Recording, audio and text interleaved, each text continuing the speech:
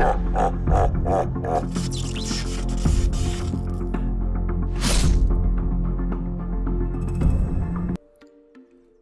shout out to Blazing Boost for sponsoring today's video. If you guys are struggling to get any Destiny content, so that goes for exotics, armor, anything you guys want in the game, Blazing Boost can provide. And I've actually got you guys a discount code of 10%, so make sure you check out the link in the description and the pinned comment for that 10% off. Now, the feedback I've had from my audience and the feedback over on their reviews, they do also have a 5-star Trustpilot review with over 9,000 reviews. So if that doesn't say something, I don't know what does. So check them out. Like I said, link in the description, and let's jump straight into today's video. Hey guys, welcome back to a new video. Today I'm going to be showing you one of the best PvP trials builds. Now, with stasis going on and everything sort of in the game, I did discuss this in a previous video, so I'll leave that in the end screen on pretty much what Bungie needs to do about PvP. So let me know your thoughts on that video. But I'm going to show you sort of how you can sort of counter it best you can.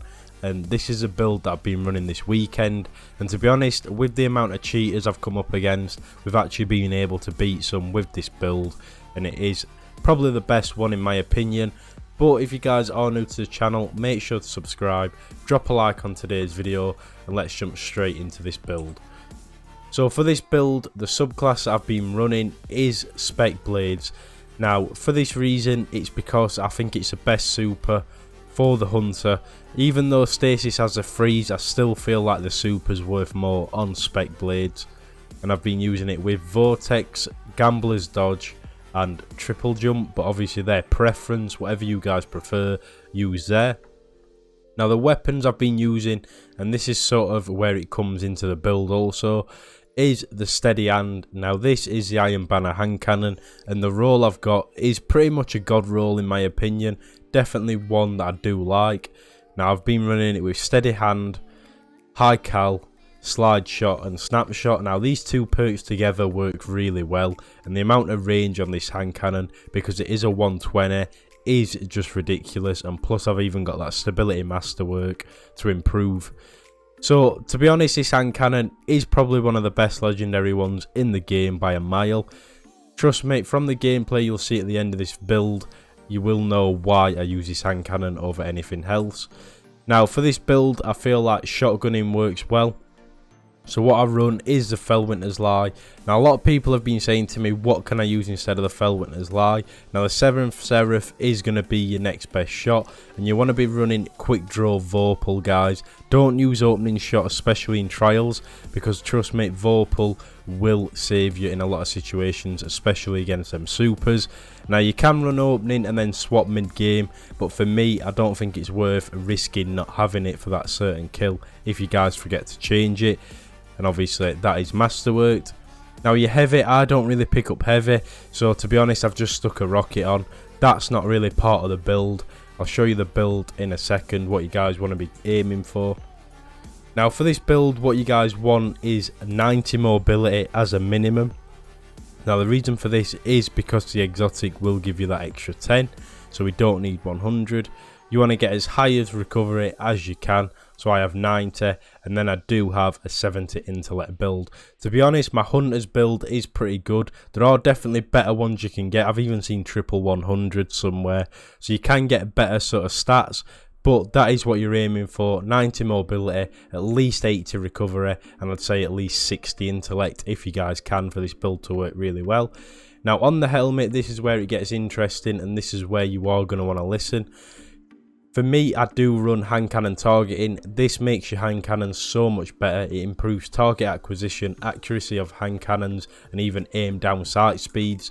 Now, this with Snapshot, pretty much your Steady Hand's going to aim in super quickly. Obviously, you don't have to have that roll. The Steady Hand is still a good weapon with or without it, and you can pick up that perk here, hand cannon targeting, unflinching hand cannon. Now, the perks you're going to want to get, guys, are these right here from the artifact: shotgun dexterity, shotgun ammo finder, unflinching hand cannon aim, and hand cannon targeting for this build. So that's the helmet talked about, and I am running that with a recovery, but like I said, try and aim for them stats, so the mods at the start don't really affect it. Unless you guys need the recovery, then put it on. Now for my arms or gauntlets, what I'm running is a recovery mod, hand cannon dexterity, so we've got that faster ready and store speed for hand cannons. This perk is so underrated, and I'll show you why. Pretty much if you get a shot off with your hand cannon and have to swap to obviously shotgun with quick draw, it pulls it out pretty much instantly, and you can get that shot off with your hand cannon and shotgun. And then shotgun dexterity, faster ready and store speeds for shotgun, yet again working with the quick draw, and it is an insane sort of pull out time. And then the Dragon Shadow is what I've run pretty much in all my PvP builds. It's definitely one of the best in my opinion, because dodging reloads all weapons and increases both movement speed and weapon handling speeds for a brief time. So basically that is why you don't need 100 mobility, because as that's ticking away you get your dodge back anyway. So 90 is the one you want to run. And what we've put on this is another recovery mod, unflinching hand cannon aim, and another unflinching hand cannon aim. So we've got double on, and trust me, it doesn't move, like especially if you're using high cal on this thing. You're going to be getting your enemies down pretty quickly, and you're not going to be flinching. Now I do even use controller, so you guys know flinching on a controller is a lot worse than keyboard, because you can't sort of control it as well. So that is why I run that, but trust me, even if you're on keyboard, definitely use that. Now for the boots, what I run is traction, because like I said, I'm a controller player. If you obviously aren't, then you can put something like shotgun scavenger or anything like that. You can run double if you guys really want, or anything else that takes your fancy, maybe even hand cannon, I don't know. But you are going to want at least a shotgun scavenger. That's basically so you get more ammo when you do pick up that green ammo. And then for the final one, what we are running is powerful friends with an outreach, so we do get that plus 20 mobility. And to be honest, it's a really good sort of